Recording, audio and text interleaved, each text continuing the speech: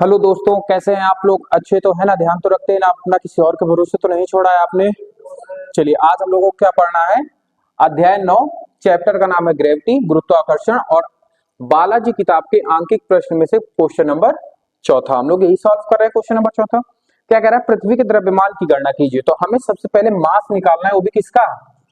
अर्थ का मास निकालना है। तो जब किसी ग्रह का मास लिखते हैं तो उसको हम कैपिटल लेटर से लिखते हैं, स्मॉल लेटर से मत लिख देना, ठीक है?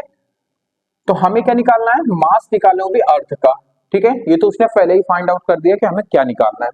अब हमें इसने दिया क्या क्या है? हमें दिया है पृथ्वी की रेडियस दे दी गई है, त्रिज्या दे दी गई। कितनी त्रिज्या है इसकी? तो रेडियस है इसकी 6.38 गुणे 10 की पावर 6।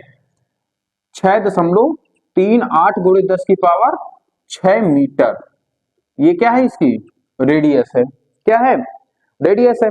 अब इसके बाद इसमें जी का मान दिया गया है। स्मॉल जी का मान कितना दिया गया है? 9.8 मीटर प्रति सेकेंड स्क्वायर।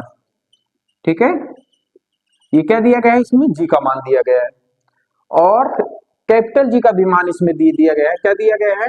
6.67 गुणे 10 की पावर -11 newton into metre square upon kilogram square. ठीक है, बात समझ में आई? इतनी सारी चीजें हमें दी गई है और हमसे फाइंड आउट क्या करा रहा है? अर्थ का मास फाइंड आउट करा रहा है। ठीक है, तो अब इसमें एक बात मुझे ये बताओ, जितना इसने डाटा दे दिया है इसमें से हम कौन सा वो लगाएंगे, ये मुझे बताओ पहले। फॉर्मूला कौन सा लगेगा इसमें?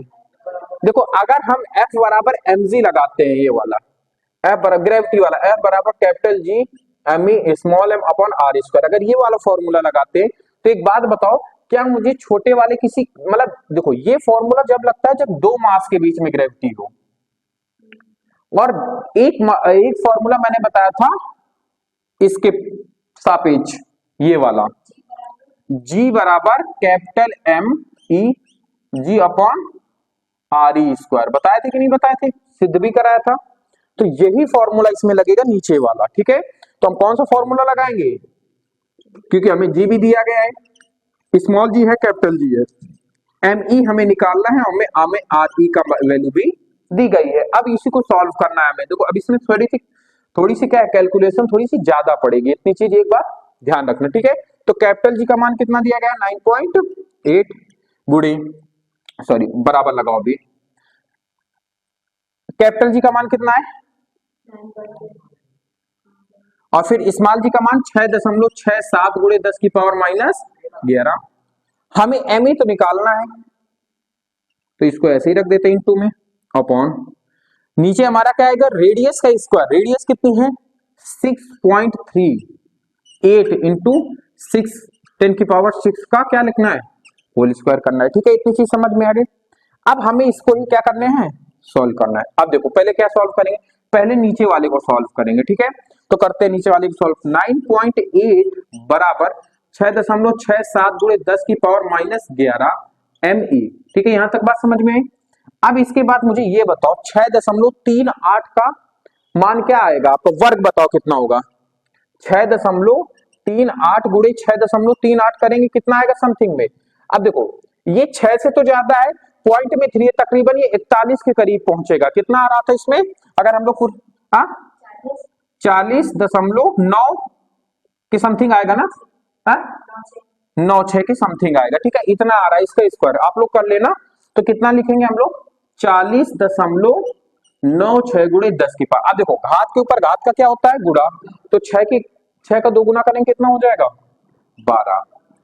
ठीक है, यहां तक बात समझ में आई? अब इसके एक बात और समझना, अब इसका गुणा इधर करा लेते हैं हम लोग। ठीक है, तो देखो, ये इधर भाग में पूरा किधर काहे में जाएगा? गुणे में। तो 9.8 गुणे 40.96 गुणे 10 की पावर 12 बटे कर लेना है आप लोगों को। अब ये इधर गुणे में, इधर काय में आएगा? भाग में। तो 6.67 गुणे 10 की पावर -11। अब ये एम ई आ जाएगा। कितना आ रहा है?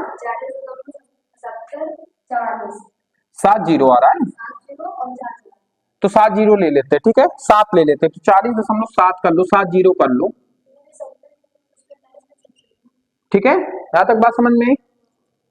अब देखना यहां पर भी आप कर लो, कितना करोगे, 70 कर लेते, ठीक है, कर लिया आपने।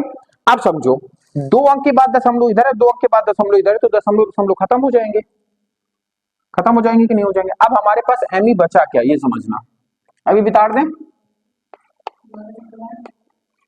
अब देखना, सुनो मेरी बात को, जितना कह रहे हैं बस उतना सुनते जाओ। देखो कैलकुलेशन थोड़ी लंबी तो है ही है। इसका भाग सबसे पहले इसमें दो, मतलब 40 70 का जो है इस पर भाग कितने का देना है, 6 6 7 का भाग दो। अब देखना आंसर कितना आएगा, ठीक है, तो कितना आएगा ये सब तकरीबन कितनी बार जाएगा, ये जाएगा आपका 6 चौक 24, शायद है कि 3 बार के समथिंग जाएगा, 6 बार जा रहा है, हाँ 6.1019 की समथिंग आएगा, ठीक है इतना। तो इसको आप कर लेना। तो जब हमने इससे इसको भाग दिया तो कितना आया हमारा फाइनली, तो 9.8 तो हम लोगों के पास है, इंटू 6.101 के समथिंग ये आया, इंटू 10 की पावर 12। अब बात को समझना, ये इधर माइनस में उधर ऊपर काय में जाएगा, प्लस में हो जाएगा कि नहीं हो जाएगा, प्लस के 11 हो जाएगा। यहां तक बात समझ में आई। और आपका ये क्या है, ये किसका मान निकल के आ रहा है, पृथ्वी के मास का मान निकल के आ रहा है, ठीक है। अब इसको इधर लिख लेते थोड़ा सा, तो ये पृथ्वी का मास हो गया। अब हमारे पास इतना डाटा है, मतलब 9.8 गुणे 6.101 गुणे 10 की पावर कितना आ जाएगा हमारा, 12, ये तकरीबन जाएगा तुम्हारा 23 के समथिंग जाएगा, ठीक है। अब इसका गुणा इस पर करा दो, आपका आंसर आ जाएगा, ठीक है। तो तकरीबन ये 6 के बाद पहुंचेगा जाके, समझे, 6 दशमलव कुछ कितना जाएगा ये,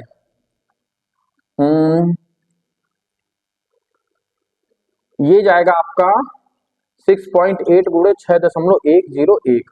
अगर हम इसको मान लेते हैं ये 10 है और इसको 6 मान लेते, मतलब ये 60 के समथिंग जाएगा, कितना जाएगा, कितना, हाँ लगभग में मानेंगे तो ये 60 के तकरीबन जाएगा, 60 दशमलव समथिंग आएगा, ठीक है, कितना आएगा 60 दशमलव समथिंग। और इसका दशमलव कहां लगेगा, यहाँ पे। अब देखो हमें क्या चाहिए, इस दशमलव का अगर हम यहाँ पे कर देंगे तो 6 गुणे 10 की पावर यहाँ पे एक जुड़ जाएगा कि नहीं जुड़ जाएगा, तो कितना हो जाएगा 24 केजी। इतना पृथ्वी का क्या है, मास है, कितना है, इतना ही शायद मेरे हिसाब से आंसर भी आ रहा है, हाँ इतने ही केजी का आपका क्या आ रहा है आंसर।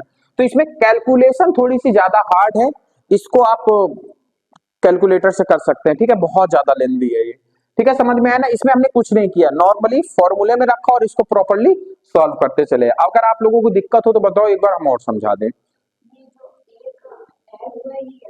ये यहाँ पे देखो इसका दशमलव था यहाँ पे, अब जब दशमलव को हम इधर खसकाते हैं तो ये क्या हो जाता है, घटता है, लेकिन जब हम दशमलव को इधर लेके आ रहे हैं तो यहाँ पे क्या करेंगे, एक जोड़ देंगे। देखो 1 अंक के बाद दशमलव लेके आए तभी तो ये 0 हट गया ना, 60 से 6 बना, ठीक है। और यहाँ 23 था तो हमने पावर 1 ऐड कर दी, समझ में आया। तुम्हें कहीं कोई दिक्कत लग रही है तो बताओ, पक्का अभी बता दो, जो नहीं दिक्कत, जो भी नहीं समझ में आया मुझे बता दो, खुल के बता दो, आ गया है ना। चलो नोट कर लो, कहां पे, ये देखो यहाँ पे क्या था, यहाँ पे ऑलरेडी पावर 12 थी कि नहीं 10 की, नीचे माइनस में थी। अब आपको इतना तो पता है कि नीचे से जब कोई चीज ऊपर जाती है तो चिन्ह बदल जाता है, अगर प्लस की होती है तो माइनस हो जाता है, माइनस की होती है तो प्लस हो जाता है। अब ये माइनस का 11 था क्योंकि आधार तो बराबर थे दोनों के, घातें अलग अलग थी और ये भाग में थी। तो अब देखो एक बात हमेशा याद रखना, जैसे मैंने कहा कि बेस अगर बराबर है आपका तो घातें आपस में क्या हो जाती हैं, जुड़ जाती हैं कि नहीं जुड़ जाती हैं, ये तो पता ही होगा, b प्लस सी हो जाता है, पढ़े होगे आप लोग। अगर ये चीज भाग में हो जाए तो क्या हो जाता है, आपका चिन्ह बदल जाता है, क्या हो जाता है चिन्ह, ये देखो बेस बराबर इधर प्लस में तो ऊपर काहे में जाएगी, ये माइनस में जाएगी। अब चीज समझ में आई, वही चीज हमने किया, यहाँ पे माइनस में 11 था, ऊपर गया चिन्ह बदला, मतलब प्लस का हो गया 11, और जब 12 और प्लस 11 करेंगे तो 23 आ जाएगा। और कुछ डाउट लग रहा हो तो बताओ, पक्का ना। ऑनलाइन बच्चों को ना समझ में आए तो हमें कमेंट बॉक्स में बता दें, मैं उसका प्रॉपर्ली सॉल्यूशन दूंगा। नोट कर लो, फिर नेक्स्ट सवाल इसके बाद बताते हैं, नेक्स्ट क्वेश्चन।